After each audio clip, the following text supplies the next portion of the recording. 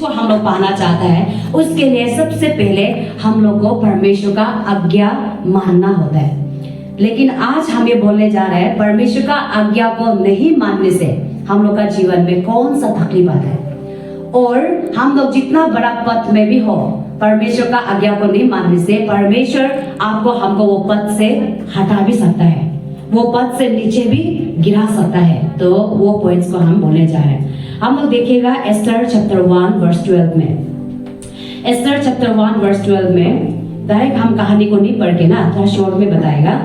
तो यहाँ पर हम लोग पढ़ने से क्या पता होता है, राजा सरियस ने अपने देश में कुछ दिनों का एक पार्टी रखा है। आप लोग बाद में पढ़िए ना, हम इसे शॉर्ट में ले जाएगा। तो राजा सरियस तो है, उसका देश में ना बहुत बड़ा पार्टी रखता है, और वो पार्टी जो है 7 डेज तक कंटिन्यू चलता है। वो पार्टी अगर आप लोग अच्छा से समझेगा बोलने से, आप लोग बोल सकता है भोजन का व्यवस्था का प्रबंध किया गया ना, प्रबंध किया गया। 7 डेज तक बहुत धूमधाम से राजा सीरियस जो है उसका देश में पार्टी मनाया है, पार्टी किया है। और बहुत राजा है ना, बहुत हाई फाई, बहुत एकदम खाने पीने में स्टैंडर्ड, बहुत अच्छा प्रोग्राम को उसने किया है। लगभग 7 डेज तक वो लोग जो अच्छा अच्छा खाता रहा ना, अच्छा अच्छा वो लोग प्रोग्राम करता रहा। लेकिन लास्ट में हमने जो 12 को लिया, उसमें क्या देखने मिलता है, 7 डेज का जो लास्ट दिन पड़ता है, खत्म दिन में ना, लास्ट दिन में राजा सीरियस ने उसका जो चेला लोग को ये बोलने देता है कि आप लोग जाकर मेरा पत्नी को लेकर आओ ना। राजा का जो पत्नी है वस्ती, रानी वस्ती ना, वो जो बहुत सुंदर होता है, बहुत ही सुंदर है देखने में ना। तो लास्ट दिन में 7 डेज का जो लास्ट दिन में राजा सीरियस ने उसका जो दास लोग को ये खबर भेजाता है कि आप लोग जाकर, आज लास्ट अंतिम दिन है ना, आज का जो प्रोग्राम जो है लास्ट अंतिम दिन है, तो आप लोग रानी वस्ती को लेकर आओ हम लोग का बीच में। हम ये दिखाना चाहता है कि जो अलग अलग जगह से, अलग अलग दूर दूर से जो लोग आया हुआ है, रानी वस्ती को देखने दो, उसका सुंदरता को देखने दो। आप लोग जाकर रानी वस्ती को हम लोग का बीच में लेकर आओ बोलता है। लेकिन हम शॉर्ट में बता रहे हैं, रानी वस्ती को जब ये खबर मिलता है, उसको राजा सीरियस ने बुलाया है बोलकर, लेकिन रानी वस्ती क्या करता है, इनकार करता है। राजा का बात को वो सुनकर भी नहीं मानता है उसका आज्ञा को। हम लोग जब बाइबल देखता है, राजा का जो प्रजा लोग है और जो रानी होता है, उस समय हर एक लोग राजा का आज्ञा को मानता है। कोई भी राजा का आज्ञा को नहीं टालता है, चाहे वो प्रजा हो, चाहे वो रानी हो। जो राजा ने आज्ञा दिया है उसको मानना ही है।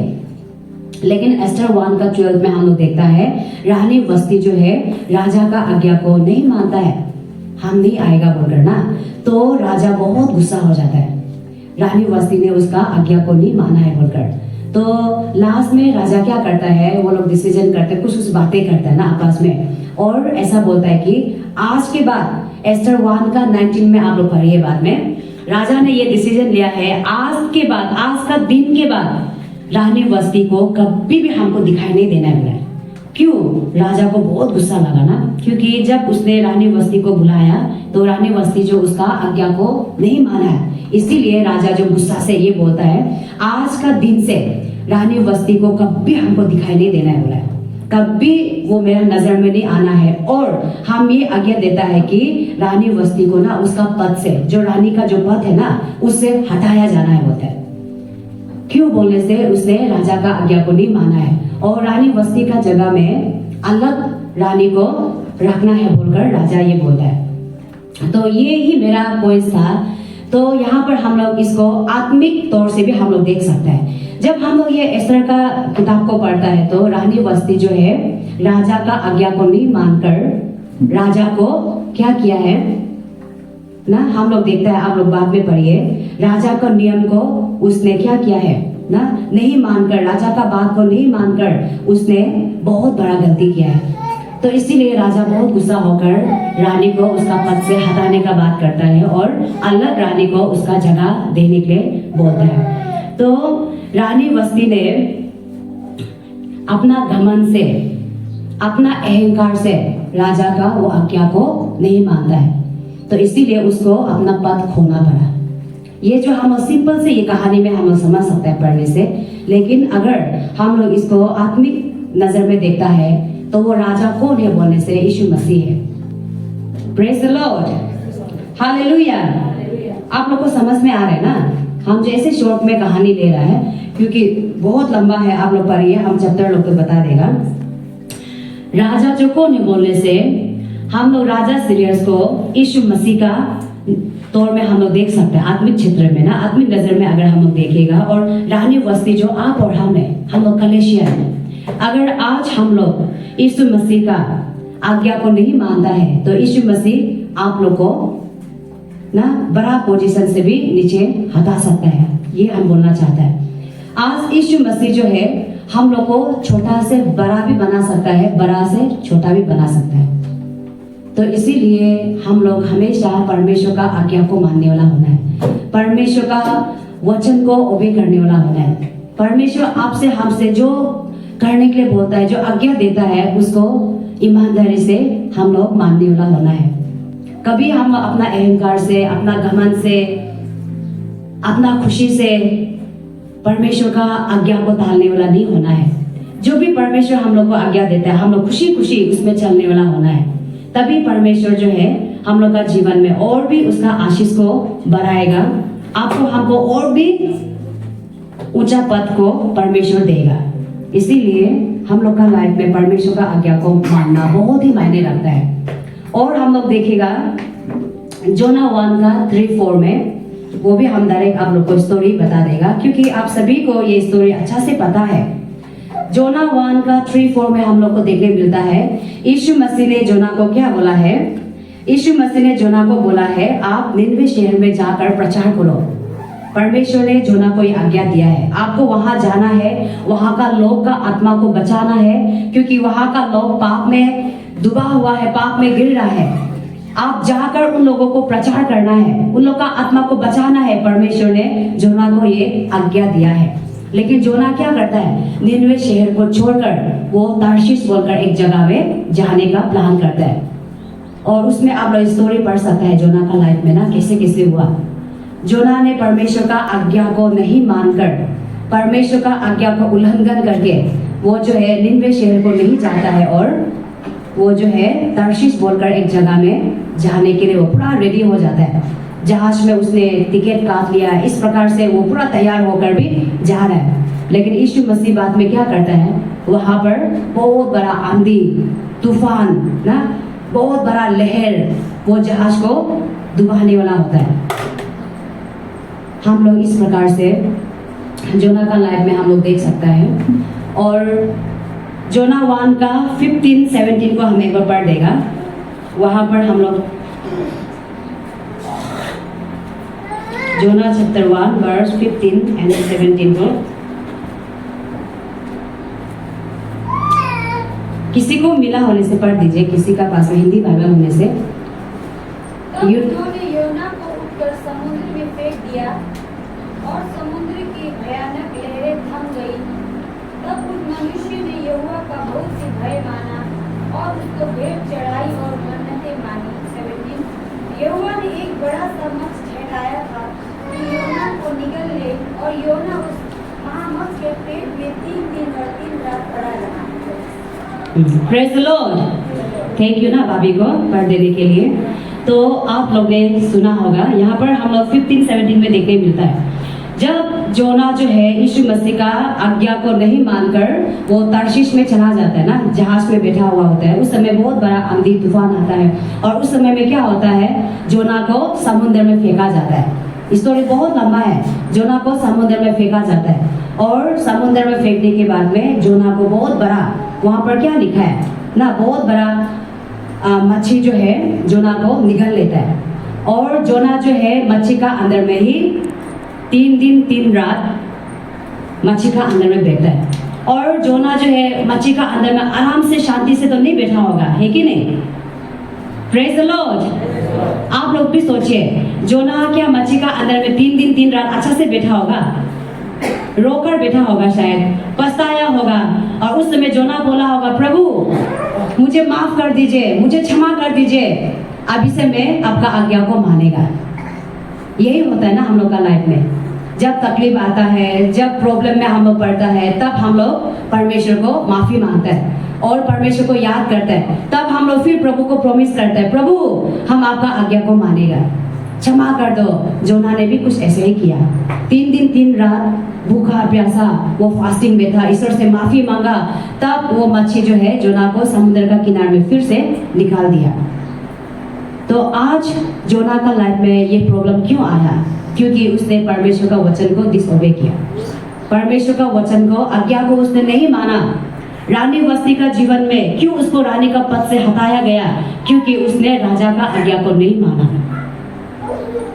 आज ये वचन जो है हम लोग के लिए सुनाना होने से भी बार बार हम आप लोग को यही बताना चाहता है, कभी भी हम लोग अपना घमंड से, अपना डिग्री का घमंड, अपना टैलेंट का घमंड, अपना पैसा का घमंड हम लोग को बचा नहीं सकता है। इसीलिए हम लोग जितना बड़ा इंसान होने से भी, हम लोग जितना टैलेंटेड होने से भी, सबसे फर्स्ट हम लोग परमेश्वर का आज्ञा को मानने वाला होना है, परमेश्वर का वचन को रेस्पेक्ट करने वाला होना है, उसमें चलने वाला होना है। तभी परमेश्वर आपको, हमको ये मुसीबत से बाहर निकाल सकता है, ये प्रॉब्लम से बाहर निकाल सकता है। तभी परमेश्वर आपको और बढ़ाएगा। हम लोग परमेश्वर का आज्ञा को नहीं मानने का वजह से हम लोग का जीवन में आशीष घट जाता है, हम लोग का जीवन में तरह तरह का प्रॉब्लम आने लगता है, हम लोग का जीवन में बहुत बड़ा मुसीबत में हम लोग फंसने लगते हैं। इसीलिए आज जोना का लाइफ में भी ऐसा हुआ, परमेश्वर का एक बात को नहीं मानने का वजह से वो बहुत बड़ा प्रॉब्लम में फंसा। 3 दिन 3 रात बच्चे का पेट में बेटा करा। इसीलिए आज भी हम लोग भी अगर जोना जैसा है तो आने वाला समय में हम लोग खुद अपने लिए तकलीफ को भुला रहे हैं। हम लोग भी आज जोना का जैसा परमेश्वर का वचन को उल्लंघन कर रहे हैं, परमेश्वर का वचन का खिलाफ में हम लोग बढ़ रहे हैं, तो हम लोग खुद हम लोग का जीवन में आशीष को ठुकरा रहे हैं। हम लोग खुद परमेश्वर का आशीष को ठुकरा कर हम लोग का लाइफ में दुख को, बीमार को, तकलीफ को इनवाइट कर रहे हैं। इसीलिए हम लोग परमेश्वर का वचन को मानना है, परमेश्वर का आज्ञा को मानना है। छोटा से छोटा होने से भी हम लोग उसको केयरलेस नहीं करना है। भले ही प्रभु ने आपको बोला होगा आप एक बार तेजू चर्च में जाकर प्रचार करो, लेकिन आप इनकार किया होगा, ऐसा भी नहीं। चाहे वो छोटा हो बड़ा हो, परमेश्वर का हर बात को हम लोग मानने वाला होना है। हम लोग आगे थोड़ा देखिएगा, 1 Samuel chapter 15 verse 2 and 9। वहां पर भी बहुत लंबा स्टोरी है, लेकिन हम आप लोग का बीच में छोटा छोटा करके बता रहे हैं, क्योंकि हम लोग ओल्ड टेस्टामेंट में ना ज्यादा हम लोग स्टोरी जो बहुत लंबा लंबा देखता है, लेकिन भी हम छोटा से बताएगा। तो वहां पर भी हम लोग साउल जो है परमेश्वर का वचन को उल्लंघन करता है, परमेश्वर का वचन को डिसओबे करता है। इसीलिए साउल को भी राजा से अयोग्य माना गया। साउल को परमेश्वर ने इज़राइल के लिए, राजा के लिए नियुक्त किया था। लेकिन यहाँ पर हम लोग देखिए 15 का 1 से आप लोगों को पढ़ने से पता चलेगा, लेकिन 3 को एक बार हम पढ़ देगा। इसलिए अब तू जाकर अमेलियों को मार और जो कुछ उनका है उससे बिना कोमलता किए नष्ट कर। क्या पुरुष, क्या स्त्री, क्या बच्चा, क्या दूध पीता, क्या गाय बैल, क्या बैल बकरी, क्या ऊंट, क्या गधा, सबको मार डाल। यहाँ पर हम लोग क्या देखने मिलता है, यहाँ पर साउल को एक परमेश्वर का तरफ से एक आज्ञा मिला, और वो आज्ञा क्या है? साउल को ये बोला गया है, जो तुम्हारा दुश्मन है ना अमेलेकियों, तुम उसका ऊपर में अभी अटैक करो, तुम अभी उसका साथ में लड़ाई करो, और वो लड़ाई में हम तुमको जीतने भी देगा। स्टोरी आप लोग लास्ट तक 9 तक पढ़िए, स्टोरी समझ में आएगा, लेकिन हम सिर्फ ये वर्स 3 को पढ़ देगा। तो साउल को ये बोला गया, तुम अभी तुम्हारा दुश्मन जो अमेलेकियों को तुम अभी अटैक करो, उसका साथ में लड़ाई करने जाओ, और लड़ाई में हम तुम्हारा साथ होगा बोले परमेश्वर। वो लड़ाई में हम तुमको साथ देगा, और वो लड़ाई तुम जीतेगा भी। और जब तुम वहां पर लड़ाई करने जाएगा, उस समय में किसी का ऊपर में कुछ भी कोमलता मत दिखाओ बोला, दया मत दिखाओ बोला, दया मत दिखाओ, सबको नष्ट कर दो बोला है। क्या ना लड़का क्या स्त्री ना, लड़का लड़की, दूध पीता बच्चा, गाय बैल बकरी जितना भी है सबको नष्ट कर दो बोला है। लेकिन हम लोग क्या साउल ऐसा करता है? हम लोग ये स्टोरी को ना सब पढ़ने से समझ में आएगा। साउल को जैसा परमेश्वर का ओर से आज्ञा मिला है, साउल जो उसको पूरा नहीं करता है। साउल परमेश्वर का आज्ञा को नहीं मानता है। वो क्या करता है? वहां जाता जरूर है, वो वहां लड़ाई करने के लिए जाता है, परमेश्वर का आज्ञा को वो मानता है, जाता है, लेकिन वो क्या करता है? परमेश्वर तो सबको खत्म करने के लिए बोला है ना, वहां का गाय बैल बकरी जो भी उसका दुश्मन है ना, छोटा बच्चा लड़का सबको, लड़की औरत सबको खत्म करो बोला है, दया मत दिखाओ बोला है। लेकिन साउल क्या करता है? जाता है, लेकिन क्या करता है? वहां का जो राजा है ना, राजा हागब, उसको जिंदा लेकर आता है। परमेश्वर क्या बोला? सबको मार दो बोला है। वहां का जो राजा को भी वो जिंदा लेकर आता है। और जो अच्छा बैल बकरी लोग होता है ना, जो मोटा एकदम तगड़ा चर्बी वाला होगा ना, बाइबल में तो बोलता है अच्छा को साउल क्या करता है? वापस लेकर जिंदा लेकर आता है। तो क्या साउल ने परमेश्वर का आज्ञा को माना है क्या? नहीं माना है ना। साउल ने परमेश्वर का आज्ञा को नहीं माना है। राजा को भी जिंदा लाया और वहां का जो भी जानवर लोग था जिंदा अच्छा को उसने वापस लाया। उसके बाद में साउल जो सामुएल को बोलता भी है, आपको आशीष मिलो क्योंकि हमने परमेश्वर का आज्ञा को माना है बोलता है। लेकिन साउल तो सामुएल को पता है ना, नहीं आप राजा बनने से अयोग्य मानता है, ऐसा बोलता है। तो लास्ट में हम लोग देखने मिलता है सामुएल जो है वो राजा को ना, जो राजा आगा को जिंदा लाया उसको टुकड़ा टुकड़ा कर देता है। तो ऐसा स्टोरी जो बहुत लंबा है, 22 को हम एक बार पढ़ देगा। उसमें सामुएल बहुत अच्छा बात बोला है। वर्ष 22 को सामुएल ने कहा, क्या यहोवा होम बलियों और मेल बलियों से उतना प्रसन्न होता है जितना कि अपनी बात के मानने जाने से प्रसन्न होता है? सुन, मानना तो बलि चढ़ाने से और कान लगाना तो भेड़ों की चर्बी से उत्तम है।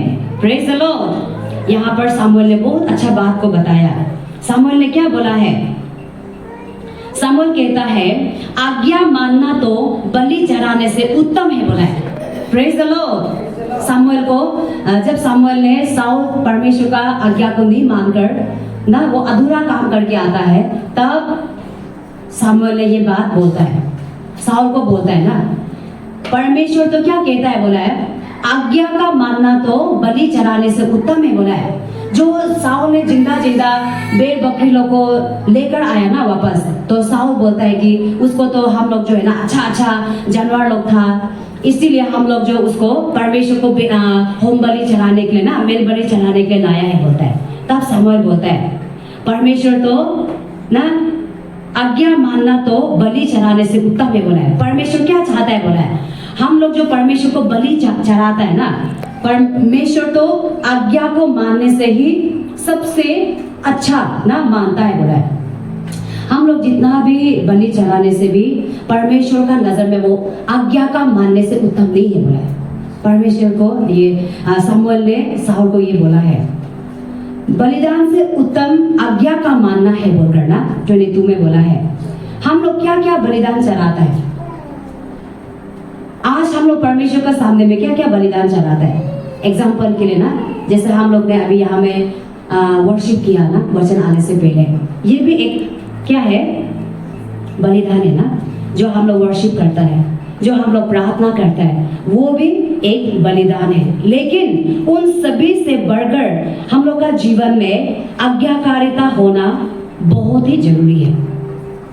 हम लोग जितना वर्शिप करने से भी, हम लोग प्रार्थना करने से भी, अगर हम लोग का लाइफ में आज्ञाकारिता नहीं है, परमेश्वर का वचन को हम लोग मानने वाला लोग नहीं है, तो परमेश्वर क्या खुश है क्या?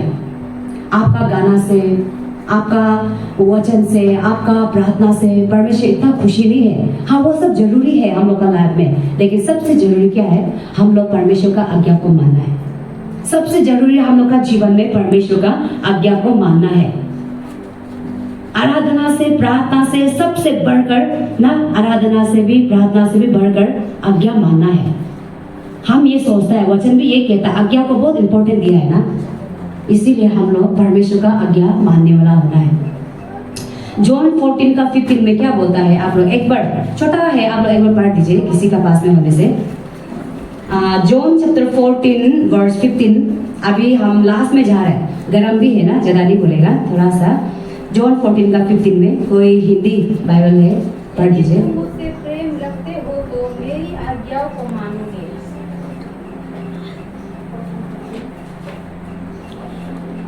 तो जॉन 14 का 15 में क्या लिखा है, छोटा सा एक लाइन लिखा है ना, क्या बोला है उसमें, यदि आप परमेश्वर को प्रेम करता है तो क्या करेगा बोला है, उसका आज्ञा को, बोलिए आप लोग भी ना। अगर हम लोग परमेश्वर को प्रेम करता है तो हम लोग परमेश्वर का आज्ञा को मानेगा बोला है। छोटा सा एक लाइन लिखा है।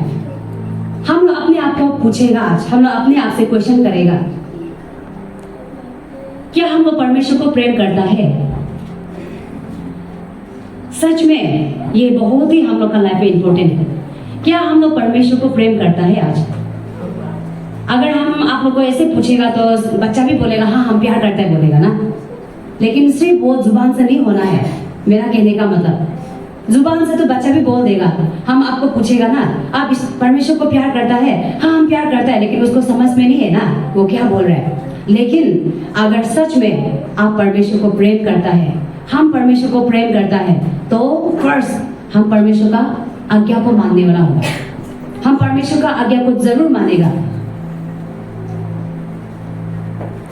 इसलिए आज हम लोग का लाइफ में परमेश्वर का वचन को सच में मानने वाला होना है, सिर्फ जुबान से बोलने वाला नहीं होना है। पूछने से वैसे माँ बाबा सब लोग बोलेगा ना हम प्रेम करता है, लेकिन अभी का समय बहुत और भी खराब है। हमको ये लगता है कि हर मंडली में ज्यादा बैकस्लाइड है। हर मंडली में बाहरी रूप से तो प्रार्थना हो रहा है ना, संसारिक तौर में, शारीरिक तौर से गीत गान तो हो रहा है, लेकिन क्या वो आराधना आत्मा से हो रहा है? वो वर्शिप, वो प्रार्थना, प्रभु का सेवा आत्मा से हो रहा है? हर जगह में आज ऐसे परिस्थिति है। लोग नाम से चर्च में आ रहे हैं, लोग नाम से प्रार्थना कर रहे हैं, लोग नाम से प्रभु का सेवा कर रहे हैं, लेकिन परमेश्वर इससे खुश नहीं है। परमेश्वर का आज्ञा मानना बहुत जरूरी है। परमेश्वर का आज्ञा को मानने वाला बहुत कम है। 100% में शायद 1%, 2% प्रभु को मानने वाला लोग है। परमेश्वर का आज्ञा को मानने वाला लोग है, प्रभु का वचन को धरने वाला लोग है।